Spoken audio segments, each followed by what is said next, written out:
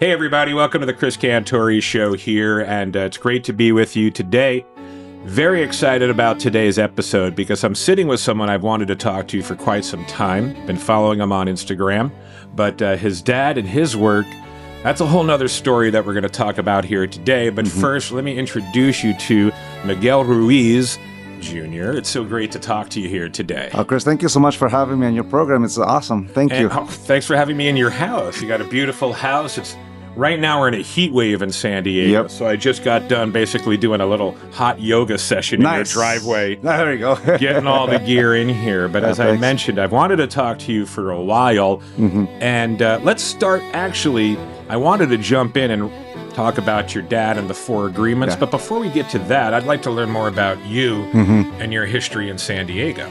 Well, first things first, I grew up listening to 91X, so I'm starstruck at the moment. Oh, I'm like talking to you. I'm like, I've been listening to you for decades, and it's so cool because in the question you asked me, I was born and raised here in San Diego, but I also lived in Tijuana. I went to school in Tijuana. You did? Yeah, part of the Lázaro Cárdenas and Mentor Mexicano, but I lived here. So basically, I did what a lot of people, the opposite of what a lot of people. Yeah, I lived here in San Diego, in National City, but I commuted every day to go to school in Tijuana.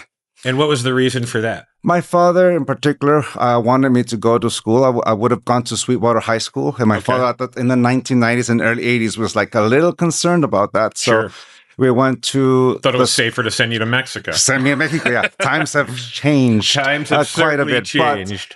But I grew up in Tijuana and lived in San Diego, so I was basically in the juxtaposition of the two nations. Basically, it's like grew up speaking Spanish and English, commuted every day back and forth. So I knew the trolley system going into Tijuana, going to school in Tijuana, coming back.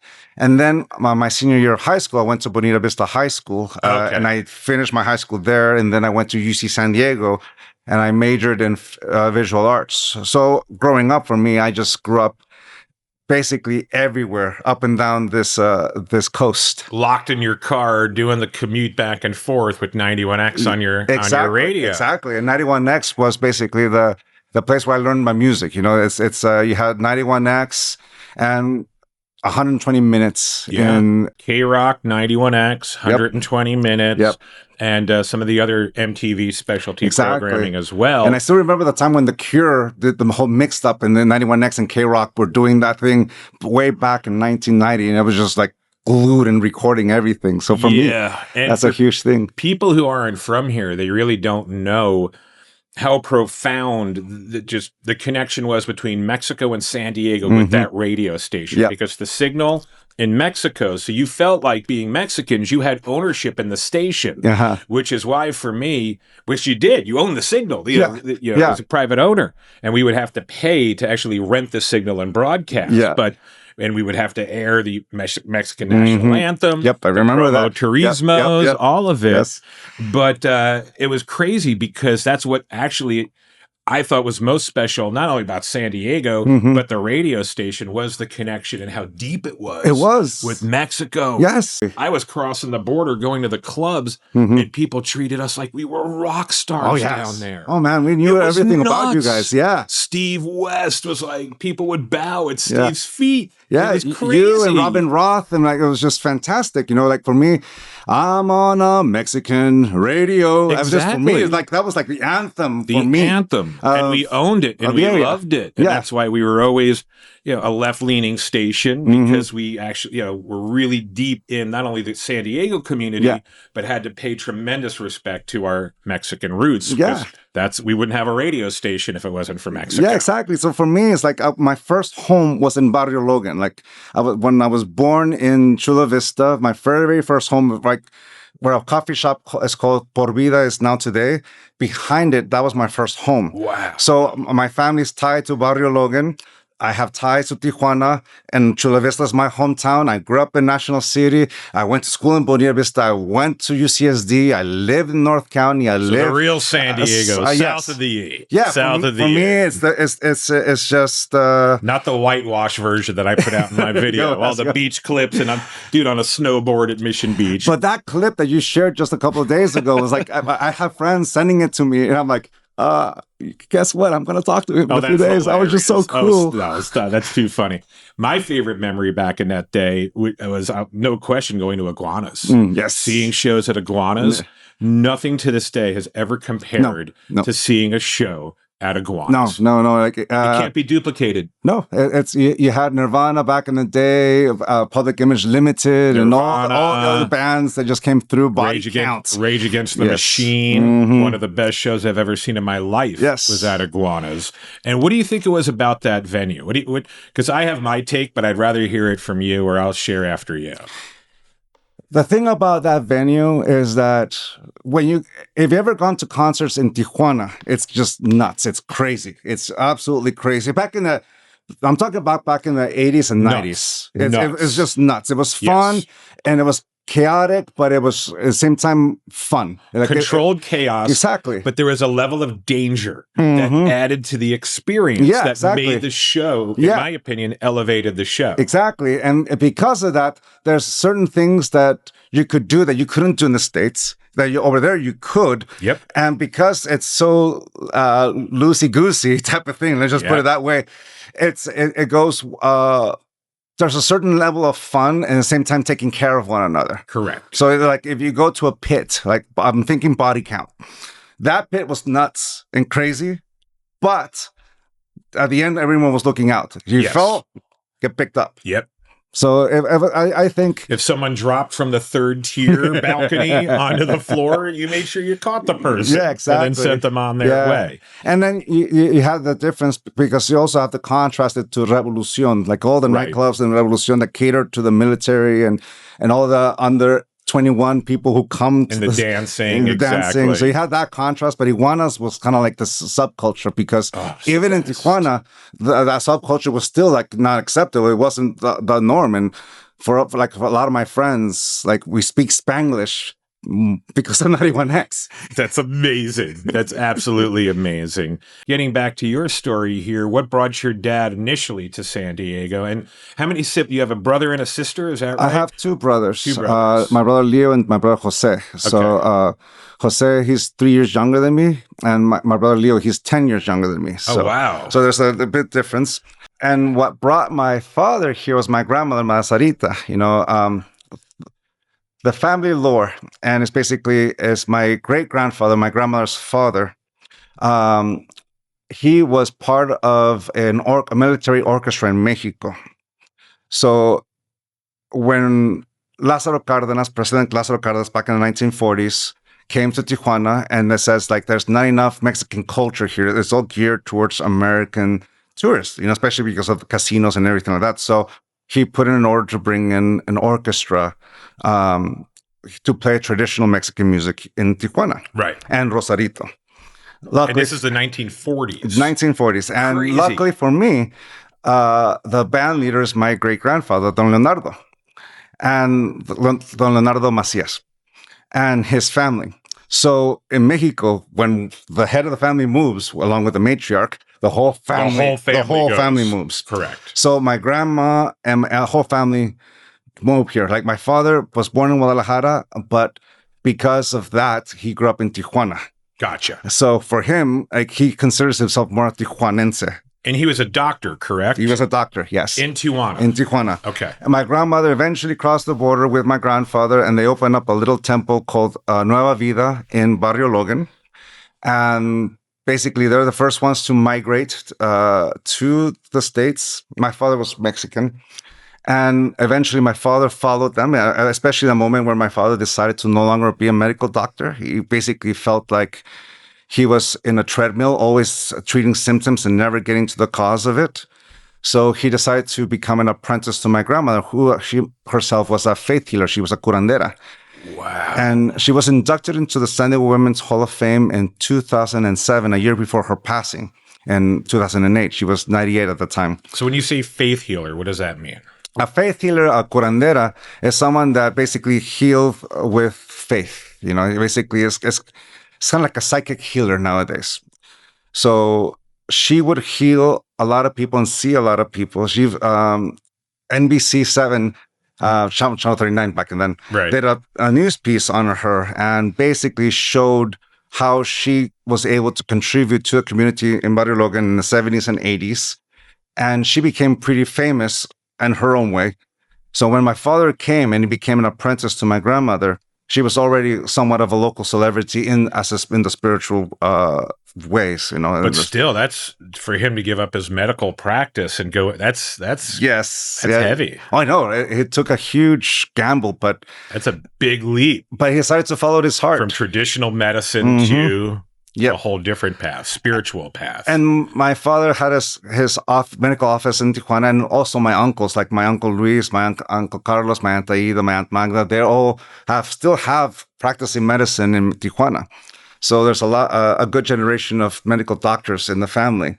So when he let go of being a doctor, he was like the black sheep. Yeah, for a brief moment. Right, for a moment, exactly. But he focused in learning my grandmother's tradition. And that's the reason why she was inducted in San Diego Women's Hall of Fame. And this is in the 70s at this point, would you say? This for is your dad? 80s. 80s at this point. To be specific, 1985, 1986. Okay. Oh, wow. Mm-hmm. So when did your dad submit his piece into the New York Times for the 4 Agreements? What year was that? 1997. Oh. So in 11 years, he went from being a medical doctor to a New York Times bestselling author. Oh my God. Okay. I had the timelines a little off. Yeah, and it's okay. But that's the thing about it is that he wanted to create and share the tradition that my grandmother began to share with the whole community, but he wanted to take out the superstition. He wanted to put it in a language that he called common sense and put it in a language that everyone could understand. So the teachings that my grandmother gave, he put it in his own words. More digestible, and that's what he shared. And that's the nature of all his work, and my brothers and myself, like the ability to speak in a common sense point of view is like our everyday lives, how we share it. Because if we share it with the old words, the old stories, they would still be powerful, but it'd be just for a niche audience, a select few. Right. But we wanted to share with everyone. So my father, that was his desire, that was his dream, and that's what he accomplished. So he started teaching in Barrio Logan, where Por Vida is today. And he started with 5 people, and people thought he was just riding my grandmother's coattails because she was the famous one. And little by little, he developed this language that allowed him to convey the tradition. And he started touring and speaking in different places little by little. First, from Barrio Logan, he went up to Encinitas and spoke in Encinitas. Little by little, he went to Los Angeles. Little by little, he went up to Sacramento. In Sacramento, he really he sparked a fire. You know, a spark happened in Sacramento, and that kind of led him to all across the Western Hemisphere and then to the East Coast. And he was just giving presentations everywhere. And so hosting seminars, basically. Yes. Presentations. People would pay money to see your dad speak in all these different cities around the country. Yeah, exactly. And this started at this point, so he teams up with mom, your grandmother, in the mid-'80s. Yes. Where are we at this point? Is this late 80s, 90s at this point where he's... So at that point, he starts touring outside of Barrio Logan and giving presentations, and this is with 1989. Okay. He meets my stepmom, Mama Gaya, and she has different ideas that helps them kind of take that leap outside and just go to do presentations. And that's where he just had that opportunity, and he just ran with it. So I would imagine he was hosting these seminars, and then the next step is to become a published author, correct? Yes. What happens is that him and Mama Gaya, as they went on their honeymoon to Teotihuacan, which is just outside of Mexico City, and he remembers his grandfather's teachings, and he saw it. Like, oh, that's what he was talking about. So he started bringing people to Teotihuacan and doing the presentations and lectures there, the workshops. And little by little, it started with 5 people, and then it got to the point where it's 30 people, then 50 people, and got to as big as 80 people. And in one of those, a publisher named Janet Mills went to see him and liked what he was sharing, that he offered him the opportunity to write a book. And in that, there was another book in a process called Beyond Fear by Mary Carol Nelson. Okay. But this was going to be his book, so he started working on this. and the Four Agreements was born. For those listening that don't know the Four Agreements, can you tell us what the Four Agreements are? Sure. Don't take things personal. Don't take things personal. Be impeccable with the word. Be impeccable with your word. Don't make assumptions. Don't make assumptions. And always do your best. And always do your best. And of course, there's the fifth agreement, be skeptical, but learn to listen.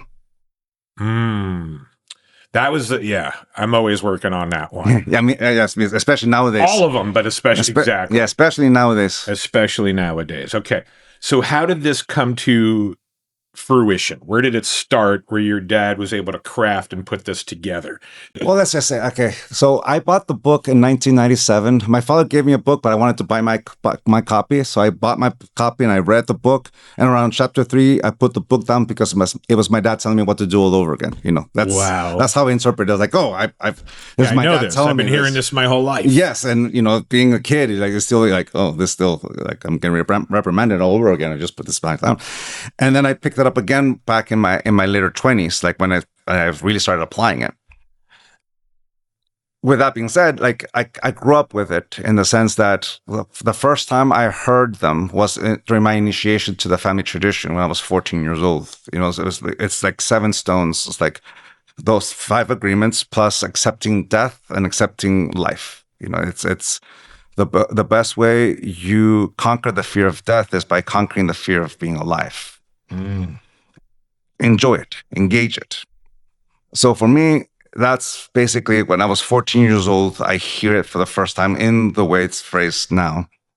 And it's something like it was a reminder. And as time progressed, I kind of looked at them like there's a difference between the 4 agreements and the 4 conditions. The 4 conditions, like I have no choice, I have to do it, versus an agreement, which is the action of saying yes to something. Right. So you don't feel like you have to be it's just more of a practice versus a discipline. Exactly. Which is something my father had been interpreting, but me being his son, I always interpreted like the conditions. But as time progressed, and looking back on how he did it, is basically finding that language to how to convey that message. You know, he would start teaching in Barrio Logan and Nueva Vida, and at first he starts using my grandmother's languages and all the symbols that she used, and little by little, he was repeating what my grandmother says, but he wanted to do it in his own words. So he started finding that way. So basically, being impeccable with the word to me is tantamount to saying be impeccable with yourself, be impeccable with your intent. You're the person who gives definition to your word and how you're using the word. So be impeccable with yourself. Take care of yourself. Don't make assumptions. It's like if you only know half of the story, or like, for example, if you draw 2 sides of a triangle and you don't draw the 3rd line, the mind's going to project that missing part. Yep. That's because we don't know the whole story, but we want to know, so we project. And that's what an assumption is. It's basically when we don't know the whole story, we project what we think, but it's not the truth. It's our projection. So don't make assumptions or don't believe your assumptions. That's actually easier for me to practice. That's easier for you to practice today or back then? No, now. Today. It's easier to practice because it made me realize, like, not making assumptions, it's just kind of complicated. Don't believe your assumptions reminds me I'm the one creating and projecting.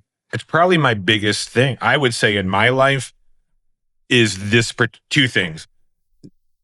Other people's opinions of me and this assumption thing. Those are the 2 big, like if they were, bags of dog food, those would be the 2 giant bags of dog food on my back. Yeah. That there are moments and seasons where I'm great and I've got it dialed in and I feel like $1,000,000, but how quickly I can regress. Yeah, because taking things personal, we're so indoctrinated or domesticated thinking that we need to live up to someone's approval. And usually someone has an image of what we're supposed to be, and we're trying to live up to it. We pretend to be something we're not for the sake of someone else's opinion or prejudice or whatever it is, bias. Where do you think that comes from? Do you think we're born that way? Do you think we're conditioned through society? We're conditioned. You do. Even with a dad like yours. Really? My father says, if you don't domesticate your child, someone else will, and you're not going to like it. He's so right. Yeah. And basically it's like, we grew up in a family, being the eldest, I remember Dr. Miguel Ruiz, I remember Apprentice Miguel Ruiz, and I know Don Miguel Ruiz. I've seen the facets, and each one of them had a totally different parenting style. Dr. Miguel Ruiz expected the straight A's, expected good. There's a reason why I went to Tijuana. I was part of the International Baccalaureate and those kind of schools. he was demanding that kind of education. Same with your other brothers, because you were the oldest. I was the oldest. Same thing with my brothers too, but I was the oldest. So you got it more, I would imagine. Yeah, I got that more. You got the heavier hand. I got the heavier hand. At the same time, he became this fusion between that father type and then the person who's like, wait a minute, take the step back. And then by the time he came to Miguel Ruiz, it's like, you know what? Life is just going to teach him. I'm just going to be here to answer questions he has. That's the role that's where I'm at with my son. Yeah. I've got a 19-year-old son. And why this is so interesting is one of the biggest moments in my life with him was giving a copy of your dad's book. Oh, thanks. And anytime he's in the shit, whether the shit is something going on with his friends, a girl, school, whatever's going on in his world, I always take a screenshot of the 4 agreements that are out there. Cool. And I just sent it to him. Nice. And that's all I can do. Yeah. That's all I can do. Because same thing where I've done my best. Now society is going to start kicking his ass. Yeah. So I've had to pull back and be like, I got your back, boy. Yeah. And here are the best tools that I know how, what you can use to help navigate through this situation. Yeah. Because I would not have had the same advice 10 years ago, 20 years ago, before I came across your dad's book. Yeah. It had such a profound effect in my life. Because you talk about the whole 91X thing. Yeah. Your dad's the real rock star, dude. Your dad is having profound influence on human beings every single day. I'm still recommending the book to someone new, which is why I was dying to get in touch with you and meet you. It's as exciting that you think, you're stoked to talk to me because I worked in I'm like, what? I'm stoked to talk to you.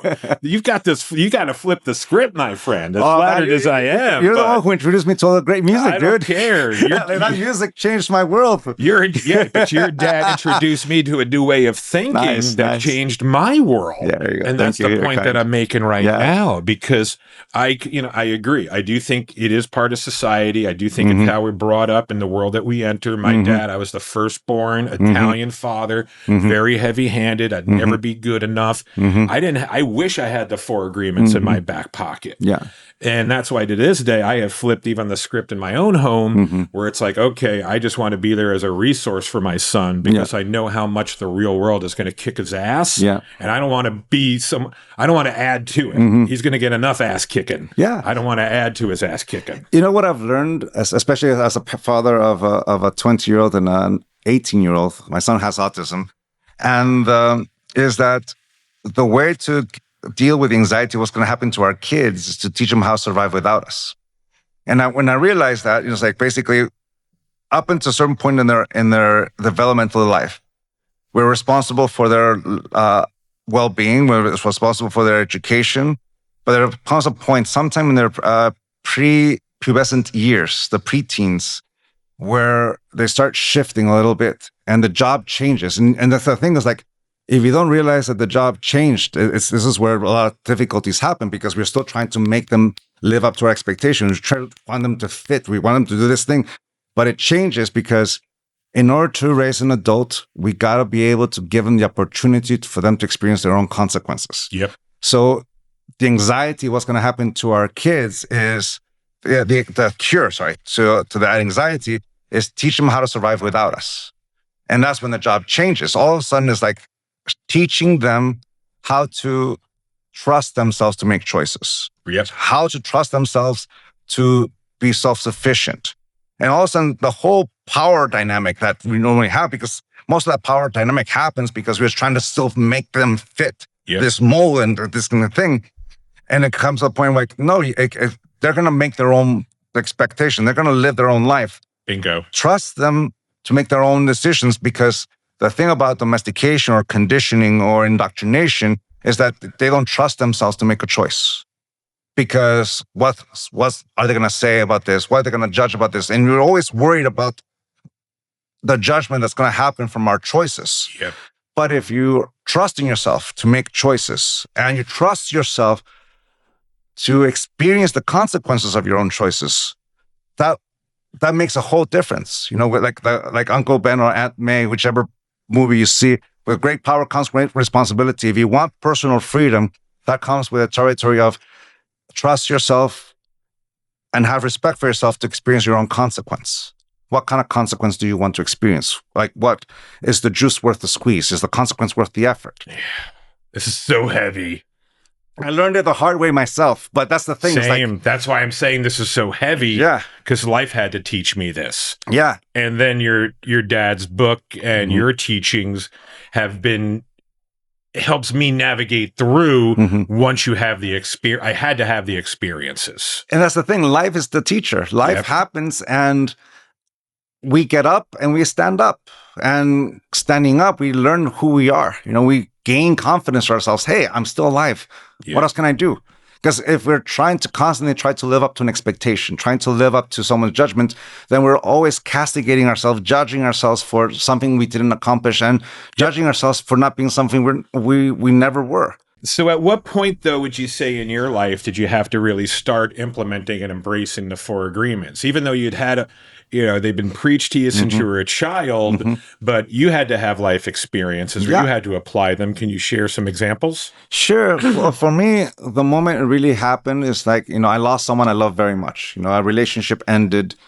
And, it's one of the relationships where I couldn't project any blame. It was all me. She did nothing wrong. And it was that realization that I wasn't who I pretended to be. The thing about growing up in a family like mine is that you get all this information, but you also get to know all the loopholes. You get to know all the way around. And how to reverse engineer it, the little tricks. Exactly. And you have a lot of enablers that like kind of like make your head swell up and things like that and start believing the hype or whatever.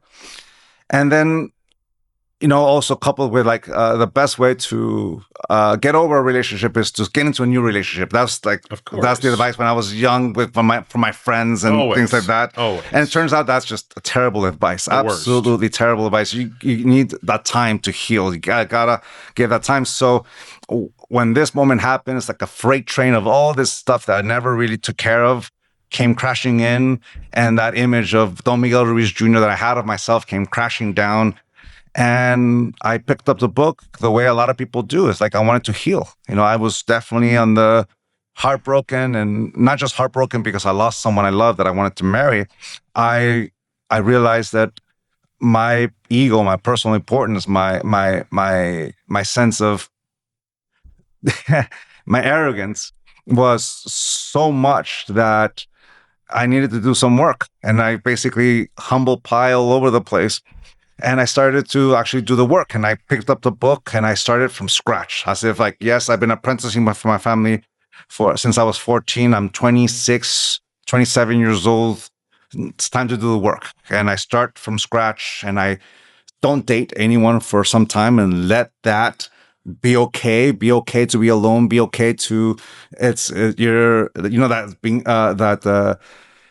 oh man, I forgot right now. I can see his face. You're nobody till somebody loves you. Dean Martin. Yep. And that's thought. It's like, you have to be someone. And I let be alone. I let be alone, and I'm okay. I'm okay to be alone. It's okay to say no. It's okay to hear a no. It's okay to all those things. And all of a sudden I realized I'm okay. And I gave myself some time, and I met my wife, and luckily at the right time. We've been together for 21 years, but it was during that time when I began to really apply the 4 agreements in my life, not as something like I have to, and I want to. It's like, all right, how to be impeccable with the word, not to make assumptions, don't take things personal. My favorite now is like how to use the not taking things personal. For example, if you ask someone out, if you see someone you're attracted to and you ask them out, that person's telling you the truth. They're not into you. No. It's like, for me, it's like, I don't like papaya. I don't like papaya at all. Since I was a kid, yeah. It's got a weird smell. Yeah, and a taste. And the consistency of it. It's terrible. And every year I try, just in case this is the year I become an adult, but I still don't like it. I'm papaya to this person's eyes. I'm not their type. They don't like me, and that's fine. And how did you get to that point? Because a lot of people struggle with this, especially in the social media age that we live in today. Because I realized that I was using their truth to reinforce whatever insecurity I had of myself. Boom. I was basically using their truth and reinforcing whatever insecurity I had. Any judgment, any self-doubt, I basically was using that, and I was more afraid of my own judgment than I am of that person. So I'm just projecting onto this person their no and just reinforcing it. To respect their no, it just means, okay, I'm not their type. That's fine. Wow, that's awesome. And that's how you begin to respect someone else's point of view. Do you ever slip, though? So, like, let's say you go on your social media right now, you're promoting your new book, and someone says you're a piece of ass, you suck, you don't know what you're talking about. It depends, kind of like you were saying before, it depends on the day. Sometimes, you're in a good place. Sometimes you're not in a good place, and that's okay. That's actually... You just recognize it then. And that's the part of it. That's the whole point, is getting to know and accept yourself, even at those low points. When your sensitivity is down, own it.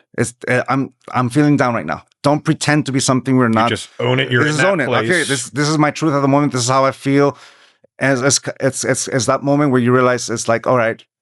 For example, I stopped drinking almost 10 years ago. This coming July. It'll be 10 years. Congratulations. And for me, it's like, on the days I feel tempted, I have to own it. I feel tempted, and I'm not going to expose myself. Other days, I'm not tempted at all, and I'm going to expose myself quite a bit, and that's okay. On the days where I feel tempted, I have to own it and not go. Basically, it's just that discipline of being honest with myself. Right. So that's going to be true. You got to pick up the guitar. Yeah, exactly. Pick up the guitar, you redirect, you go for a walk, take the dogs for a walk, go for a yoga class, go play my guitar with the bass and whatever. And or listen to music and just go for a long drive and just put your favorite album on or playlist and just listen to it and just... But you realize, by the way, because you brought up music again, I'm just going to interrupt here and say we're going to have to do an entire other podcast. Oh, nice. Devoted just to music. Yeah, okay? I'm totally down for that. Seriously. Yes. From you and playing guitar later in life to just geeking out on The Cure, Depeche Mode, The Smiths. All those bands. I know. Trust me, I know. Yes. But that'll have to be another episode. Yes. Because I'll be here till 4 in the afternoon. So music will be another discussion. Yeah. Sorry, please continue. But no, but that's the thing. Is like in those moments when you feel like, all right, I'm feeling a little sensitive, own it. It's like arguments with my wife. There's times when she says a note and it's in the wrong time. It's something emotional happened early in the day. She doesn't know that she's walking in a landmine or minefield, and she accidentally presses one of those mines with something that she's said over and over again, and you brush it off. And today you're not brushing it off. Oh, this is relatable. Yep. And on that day, I'm like, you say a quick snippet and you realize, if I say one more word, I'm going to say something stupid, button my lip and walk away. Yep. Just walk away. And silence. And we've been together long enough to know that when we do that, we're about to say something stupid, which is, I'm going to say something that's going to hurt her feelings. Right. I'm going to walk away. Yep. And I'm going to defuse. And sometimes this last time it happened, it took about a day and a half. The next day at dinner, after I make her dinner, and she goes off for a walk, and I'm like, oh, she didn't eat the dinner. Okay. This is all very relatable. She's giving me space. She still thinks I'm upset, right? Which I am still a little bit. And later that evening, we're watching what was it?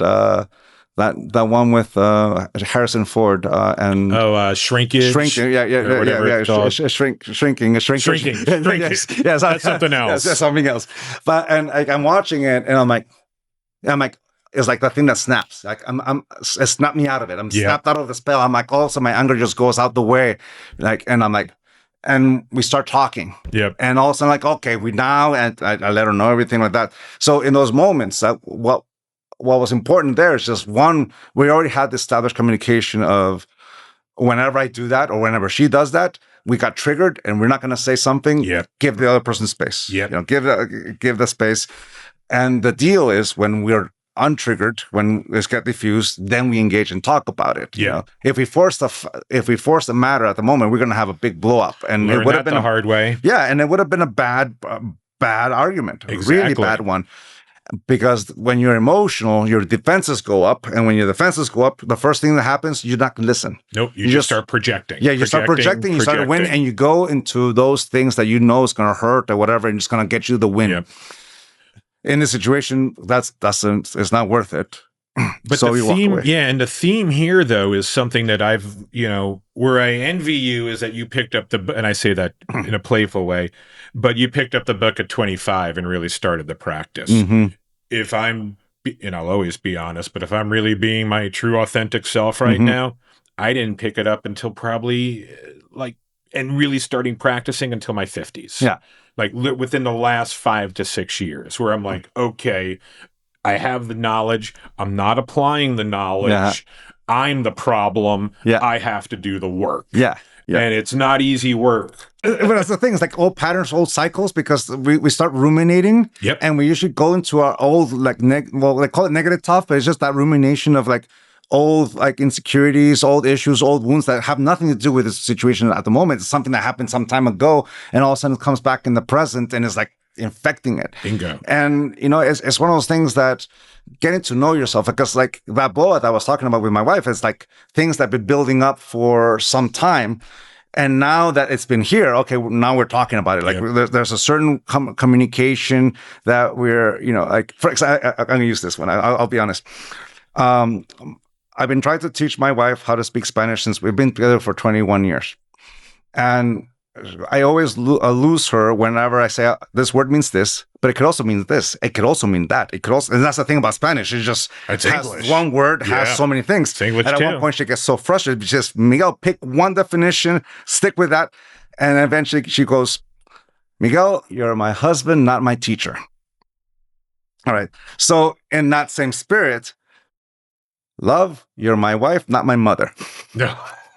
Oh, boy. So basically, it's I've said that. Guilty. Yeah. Guilty. And the thing about it is all right, so there's something in our communication that we're picking up on it. There's a certain pattern, especially now that we're both in our 50s. This is the time where if you don't break the cycle, it becomes solid. It's going to be harder to break. Yes. So one of those things is that as parents, and I'm talking as a father myself, and I understand my wife, in raising kids, there's certain tones that we talked in order to get them to do what we want them to do, and we pick our battles for the same things. You recognize that pattern, oh, she's using that voice on me.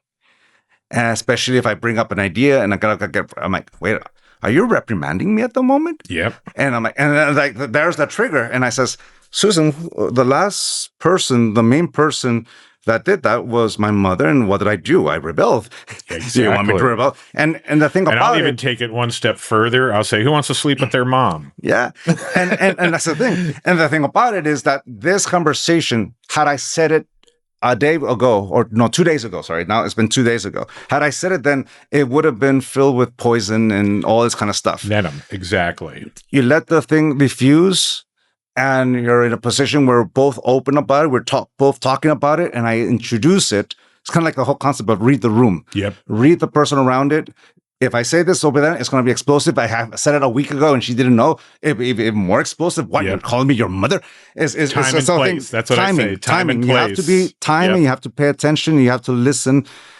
And the dialogue happens. This is how you break cycles. Yeah.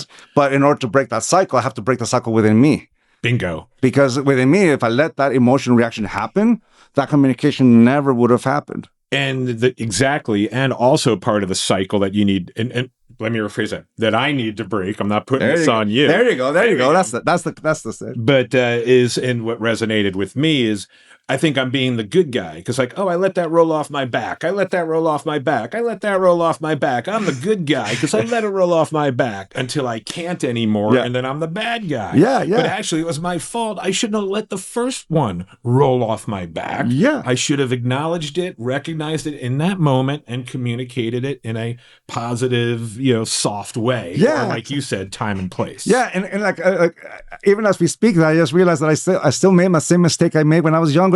Creating the freight train of relationships. The best way to get over is just get into a new relationship. Same. It's the same thing.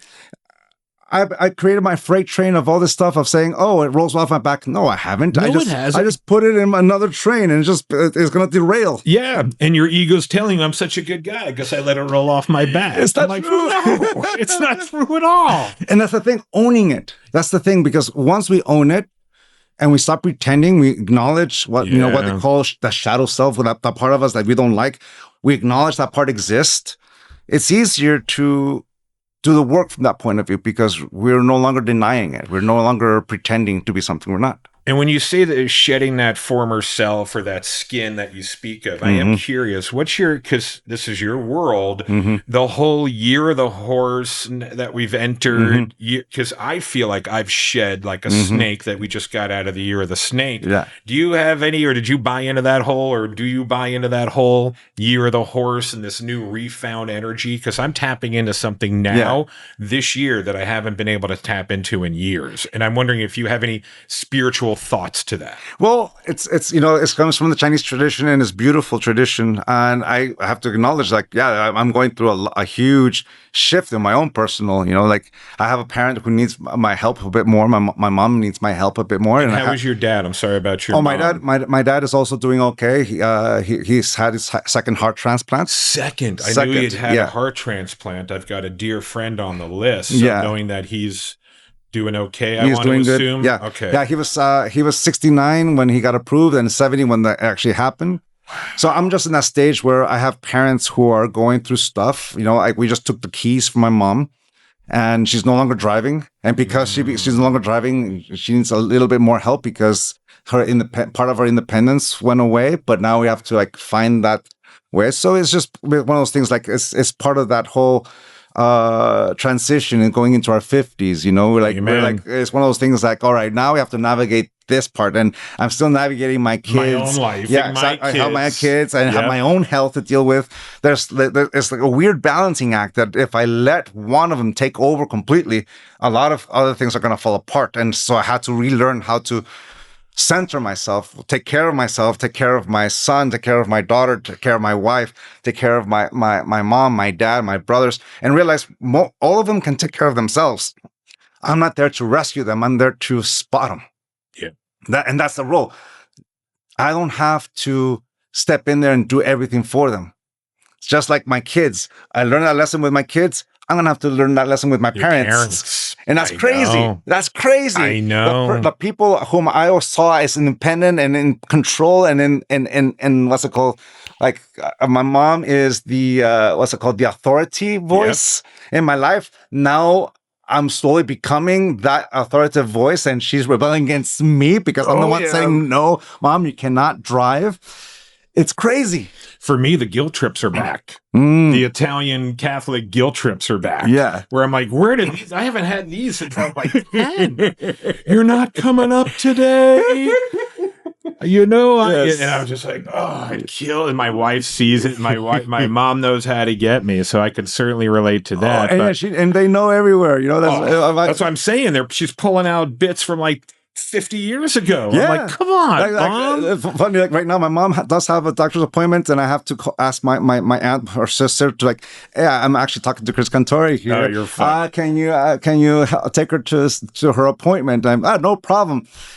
I'm doing the same juggle with my sisters in LA. Like you said, it's part of it and part of the transition. Do you also feel that transition in your professional life as well, or where you're just kind of entering new spaces as you enter the new year? Because you released the book last August. Yes. So let's talk about that a little bit. So when did you start, let's just call it following in Dad's footsteps and becoming a published author and speaker? At what part of your life did that all start?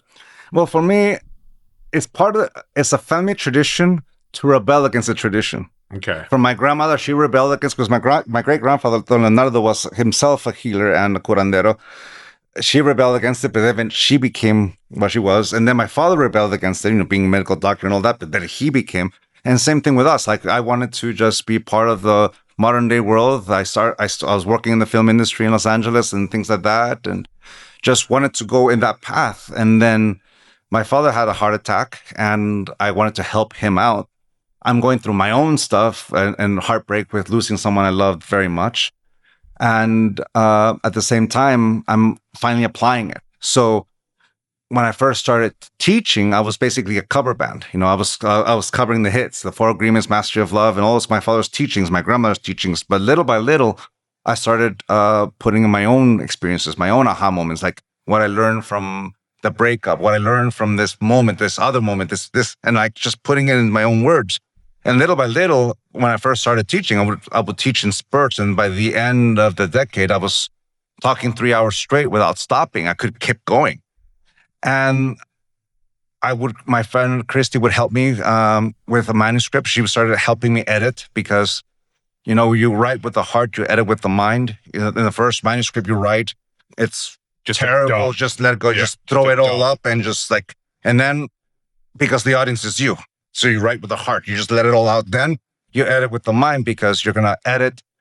You're gonna translate what you wrote into a language someone else can understand. Right. And that's what editing is, just putting it in a language someone who reads it can understand it. Because whoever reads it's not going to have you to ask the questions. So that's when my friend Christy came in and helped me out quite a bit. And we went through publisher after publisher. And after a while, I found Randy Davila, my publisher for Higher Fan Publishing. And he gave me an opportunity. That's the nature of every book. It's like one book and we'll see about the next one, see where it goes. And that's been the nature of it. Like I don't have a multi-book. It's every book is like, all right, we'll see where this one goes. We'll see where this one goes. So it's like, I'm like a musician. Yeah. It's like in a record. Yeah. And same thing with when the film, because in the film industry, what got me into that mind frame is every job you're in is your last job. You never know if anyone's ever going to call you. So you do the very best. Your reputation gets you the gig, not your resume. Correct. The reputation is the one because people like working with you, and they can rely on you. And your network is your net worth. Exactly. So that ethic, working in the film industry as a PA and whatever gig I'll get. Brutal industry, hard industry, not for the weak. You were able to apply that. And fun in your 20s and 30s, Yeah. But I went through life and I shifted gears. I took care of my dad. I asked myself, what do I want my 30s to look like? I want to be a father and a husband, and I want to be an author. So I shifted directions. I became a father. I became a husband. And by the end of the decade, I became a published author. A decade being like my 30s, Sure. Like I was born in 75. So by 2015, I've already published 2 books. Wow. So basically, it's like I got that opportunity to put all this, like I recorded every presentation I would give and just put it, I would transcribe it myself because I would learn from myself just transcribing it. And Christy's help editing it and putting things away and putting it in order. We sent it to a publisher, and my publisher, Randy, then he also he edited himself, because he put it in a language. All right, you guys did a great job, but now we're putting it in this language at this level. So it's another it's like my first book had about 5 edits, like from the original manuscript to whatever what it came out. Released, right. And at that point, like realized like going on tangents, you got to save them because they start. That's how every single one of my books came from a tangent from one of my other books. Yep. And just keep going. Yes, that's the way you write. You let a tangent happen. Have you ever seen a documentary of U2's how they wrote the Achtung Baby? Yes. Yeah, that scene where they're talking about how they were not going nowhere fast. And one day they're recording what became Mysterious Ways. They had a different name for it. Yep. But they had a bridge, and one of that bridge, like Edge liked it so much, like he put it aside, and that chord progression in there, that became one, and that also became one. Yeah, the song. Yeah, Okay, it became the song one, and also the rest of the Achtung Baby just fell into place because one tangent just hit the right time. And you write books the same way. Yeah. You write stories the same way. It's like you're writing one book, which is the 5 levels of attachment in my case. And I started going off on a tangent, going from level 3 to level 2, from identity to preference. And I just started going on this long tangent. My publisher says, "Okay, we're breaking the rhythm of the book. Hit copy and save, put that aside, finish the book." And then we started working on that. It became Mastery of Self. So the first book was what? The 5 levels of attachment. Okay, which is about, or how would you describe the book? My grandmother taught me this question throughout my apprenticeship: do you control knowledge, or does knowledge control you? When I was 14, I had no idea what that meant. But as I grew older, I realized the answer depends on how attached I am to things. Like at level 1, the authentic self, it doesn't matter what knowledge is, I'm aware I'm alive. Level 2, preference, I'm aware of the authentic self, but I'll use knowledge as an instrument that informs my choice. At level 3, identity and I are one because my identity allows me to know who I am. It's the mask that I put on. Level 4, internalization is a slippery slope. Knowledge becomes the rules by which I live my life. While we were talking about domestication or conditioning. And at level 5, fanaticism, knowledge has complete and total control of who I am. It controls how I live my life. So it's about how attached we become to something. And attachment is something normal. It's actually healthy to invest of ourselves emotionally, intellectually, or spiritually onto something that's not a part of us. And we make it a part of us by engaging. And what makes it unhealthy is that when it times to detach, to let go, we can't. It's like a codependency. Yeah, because we don't know how to live without it. And if we put all our faith in it and nothing changes, what's going to happen to me? So we protect it and we have this fight. So the more attached we are to something, the more it becomes like our own personal hell. The more you're able to engage a moment and disengage, it allows you to engage with life. But being able to see yourself as who you are, to become aware of, hey man, you're alive. And because you're alive, you're constantly changing, constantly morphing, constantly evolving, constantly things. And it's okay. It's okay to go through all these stages of life. And the second book was... There's a little book called Living a Life of Awareness, which is a little coffee table book. And it's a collection of meditations or little sayings for half a year. And that's my second book. But for me, the true second book is The Mastery of Self, which is the tangent I was just talking about. Okay. And the mastery of self is basically is the moment where you stop pretending to be something you're not and you accept yourself just the way you are. Wow. This is me. Like I take off the mask of my identity by which an identity that was formed by people's projections of me, trying to live up to their images, trying to live up to their expectations or what they think I should be, taking off that mask and saying, hey, who am I? And this is me. And what year did this book come out? This book came out actually 10 years ago. 10 years in 2016, 10 years ago. Before its time. That's why I asked, because I feel like a lot of us in society as a whole started removing the masks post-pandemic. Yeah. So you were like 5 years ahead. Yeah. And then how many books overall have you released? I have just released my 7th book. Because this is your most recent, and it has a lot to do with fear, correct? Yes. So let's talk about that a little bit. So there's The Poisoned Arrow, as that's the name of the book. And all right, so this version didn't make the book, but I liked telling it because I liked it. It would, had I put it in the book, it would have been redundant because I already explained it. But my favorite way to explain fear is this way. The function of fear is to keep you safe. That's it. If you're present in front of something that's going to threaten your life, be it a gun or a rattlesnake, your body's going to secrete a hormone that allows you to survive. That's legitimate fear. That's legitimate fear. Snake, gun, you're being attacked. Yeah. Your body's going to respond with fight, flee, or freeze. The fight response is like, if you respond with the fight response, you're not going to feel any pain in the middle of that battle. If it's the flight response, you're going to run faster than Speedy Gonzalez. Right. Or, you're going to run fast. If it's the freeze, it's like the deer in headlight. You can't move. Yep. If you're in front of a rattlesnake and there's no glass mirror in front of you, like the first time I experienced a rattlesnake without a glass mirror was in Arizona, I froze. I couldn't move. I'm not moving. Petrified, It's one of those things, it's totally natural. It's the function of it is to keep us alive because we want to survive. We want to live. Do you think fear is control-based? Well, that's the thing. When I was actually talking about your earlier question about taking things personal, like when I first announced a book about fear, someone says, fear is in your head. Someone posted, like, I love the fact that the person did that because I'm like, he's right and wrong at the same time. He's right in the sense that fear is in our head. What's wrong is that the fear he's talking about is irrational fear. Real fear is in the body.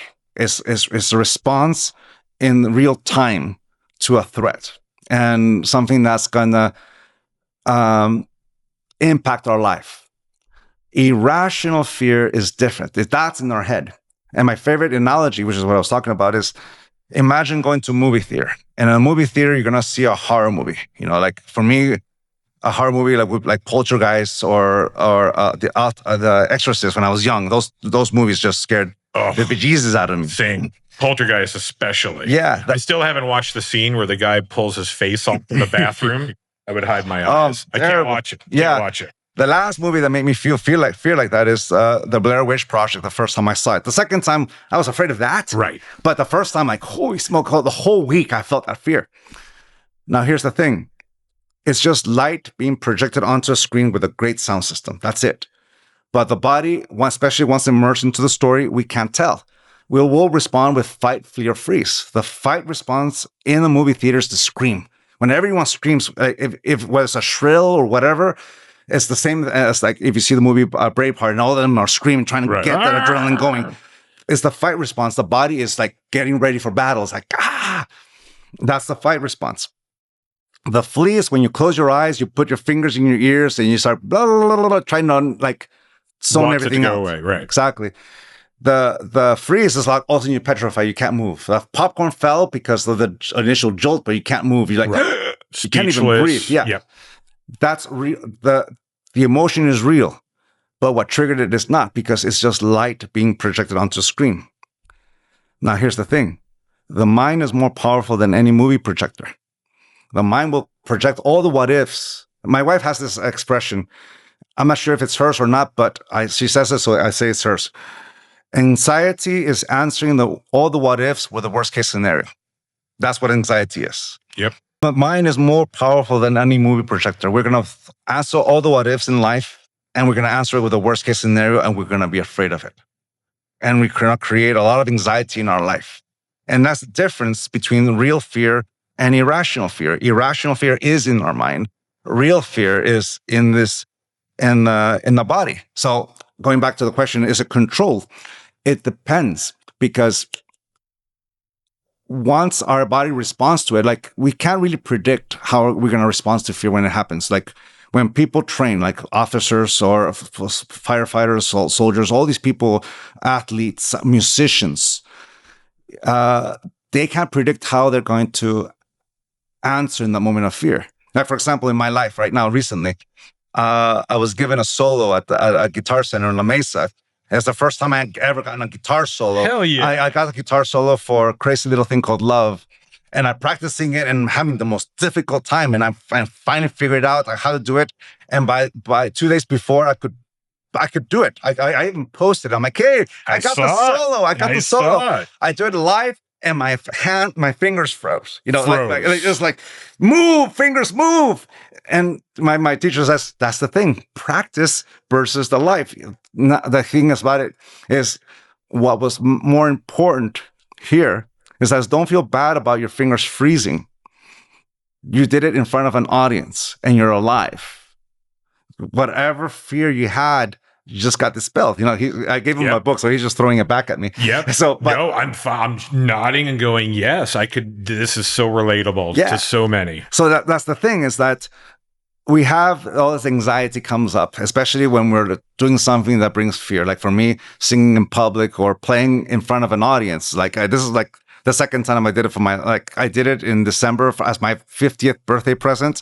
I was part of their ensemble, and first time I played live with anyone. I played Everyone Wants to Rule the World and on bass, and on guitar I did Enjoy the Silence. Hell yeah! So I it was fantastic. I liked it. I did it again. Two of my faves, and I'm enjoying it. But that's the thing, is like irrational fear. If I let it run rampant in my life, it would have stopped me from ever trying. Yeah. I would have never have gone to that class. I would have never have said yes to the presentation. I would have just dreamed of it, but then I would never have had the experience. I did 5 songs that day. The solo was the first song, botched it, but I don't have the recording because my mom was the one recording. She recorded the rest of them. She hit the record button and she hit it again, so it didn't record, but I have the rest of them. But that first song, all right, it went out, and the rest of the songs, I like, all right, I can do this. I'm alive, and I just had, it was fun. You powered through it. Yeah, you conquered the fear. Yeah, and by the end of it, I'm playing bass on Bohemian Rhapsody. Hell yeah. And I nailed it. You know, it's fun. I'm seeing you light up. It's the best thing I've seen all day. You're like the sun that's been blazing on me all afternoon. Exactly. And it's one of those things. It's just irrational fear will stop you because all the what ifs. Yep. And real fear, like once you experience it, like a lot of, like I was saying before, like people practice it, hoping that when that moment happens, their automatic motor skills comes in and kicks in and help see them through. If we know the difference between real fear and irrational fear, that can help us a lot. Now, PTSD is different from the other two. PTSD is not in the mind; it's in the body. It's the body remembers. It remembers the traumatic experience. And is this in your book? It's in my book, yeah. Okay, and I'm asking for a reason because I'm very familiar with PTSD. Yeah. So I am listening attentively right now, and I can't wait to read your book.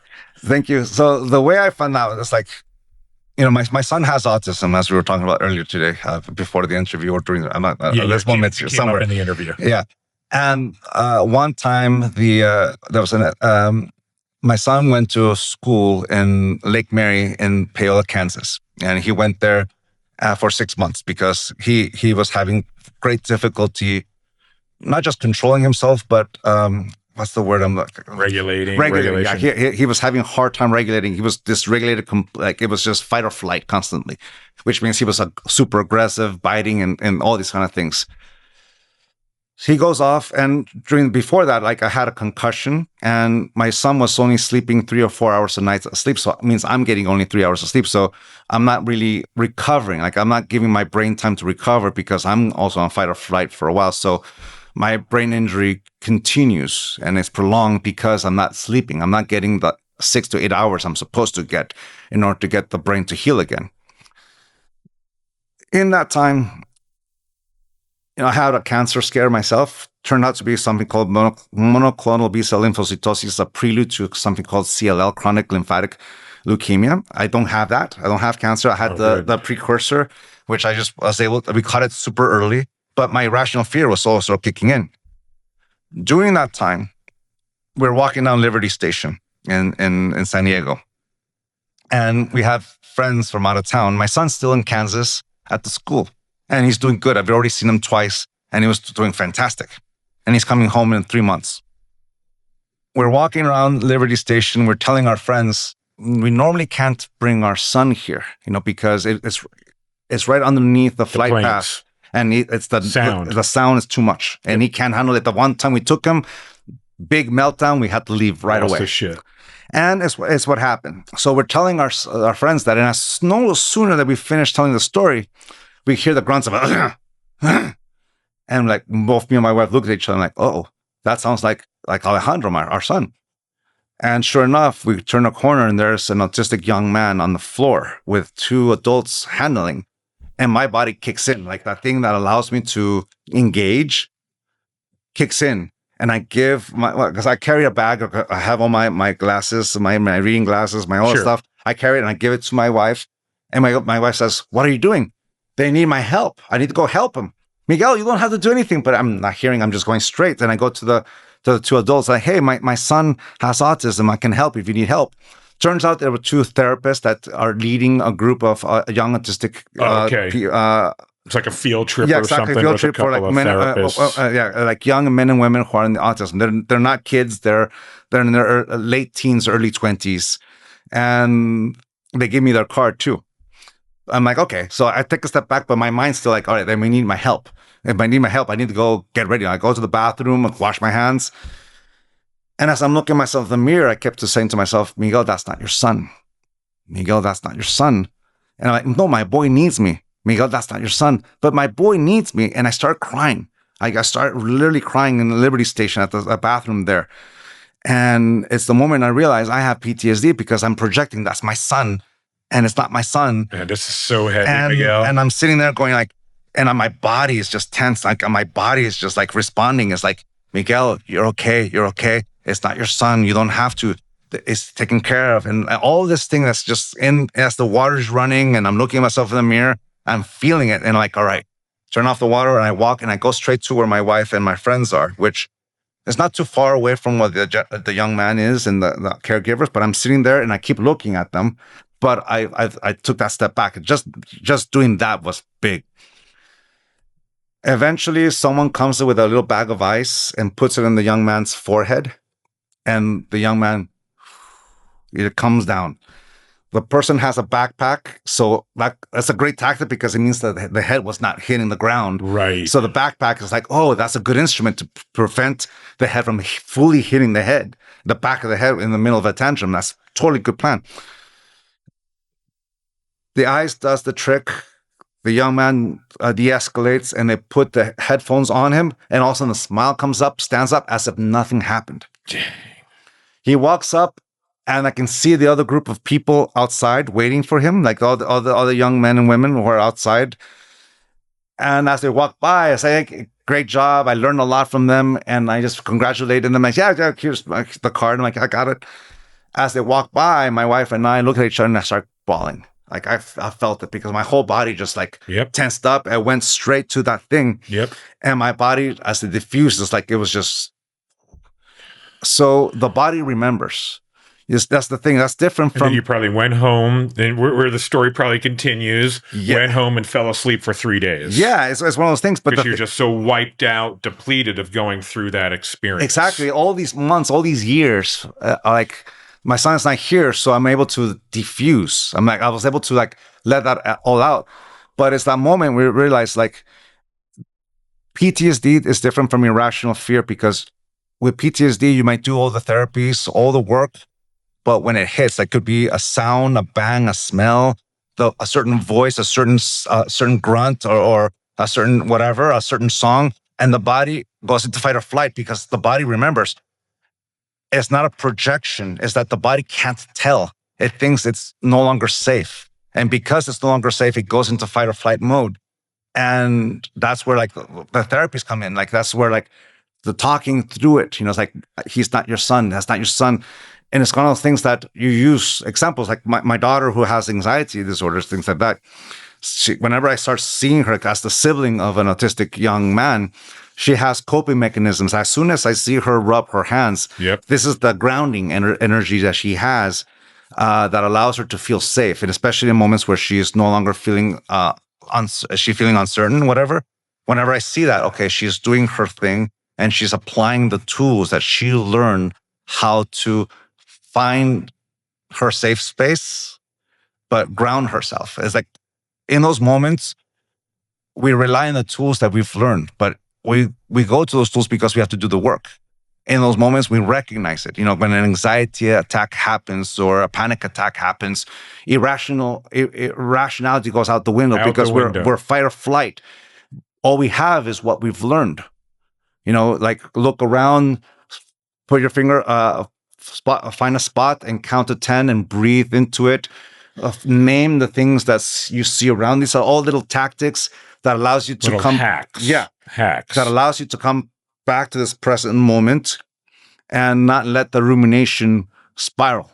As it relates to the book, then, do you have tools for people? So I would imagine the book is filled with anecdotes like you've shared here today, mixed with hacks and tools to help navigate through these moments. If you do have PTSD, anxiety, or know what it's like to live in a fear-based, especially today's world, it's easy to live in fear. Oh, because there's so much, like our ruminating mind can go on so many things, but that's where because the book, when it first started, was like I had a collection of a lot of tangents that my publisher asked me, like, guys, let's write a book about fear. And you already have 6 chapters because you have all these tangents that you already addressed. Let's finish it. So when I first started writing the book, it was like, okay, like it was a mental exercise. I didn't know how to talk about it.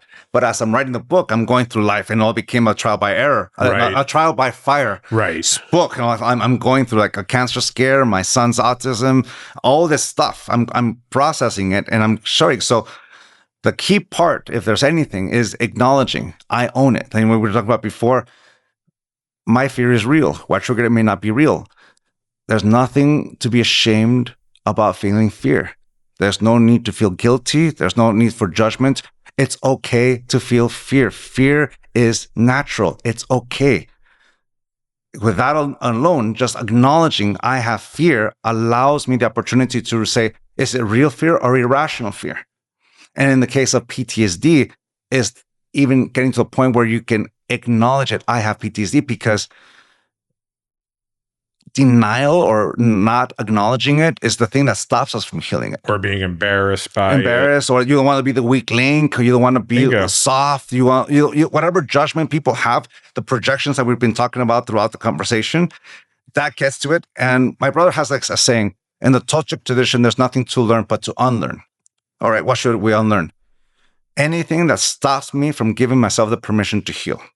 In my case, if I let ego get in the way, I am Don Miguel Ruiz Jr., and I'm not supposed to have PTSD. I'm not supposed to have caregiver's fatigue. I'm not supposed to have any of these things because I'm supposed to have it right from the get-go. That's all stuff that's going to stop me from actually healing. My name is Miguel, and I do have PTSD. My name is Miguel, and I stopped drinking 9.5 years ago. My name is Miguel, and I used to be an a-hole. And all these kind of things. My name's Miguel, and I've helped a lot of people today on this podcast, exactly. Myself included, and I thank you. No pressure. And that's the thing, is like getting to that point where you acknowledge yourself. You know, it's the expression in New Age or whatever. It's like accepting the shadow self, which is simply acknowledging that part of you that is unhealed and you haven't brought it out because you're afraid that it's going to get laughed at, joked at, made fun of, or whatever it is. Yep. You're just afraid of the judgment. Used against you. Yeah. And, or example, like how we talked about being afraid of someone saying no if you ask them out, that you're not papaya, you're papaya in their eyes. They'll realize that I am papaya, and I've been pretending to be a melon all these times. Yep. And they're about to find out that I'm really been papaya this whole time. Yep. Dude, don't waste your time with someone who doesn't want to be with you. Be with someone who does. And start with ourselves. I am papaya. It's a beautiful place to end, my friend. And we have to continue this conversation. I'm looking forward to it. Around music. I have questions about your tattoos. Oh, pleasure. Thank you. I mean, I'm so glad we did this. And I just can't believe that this text and this speak that we're discussing, and when it comes to the 4 agreements and your teachings, born here in San Diego. Because if I'm being honest, I'll always be honest. I hate using that expression. I got to cut that out.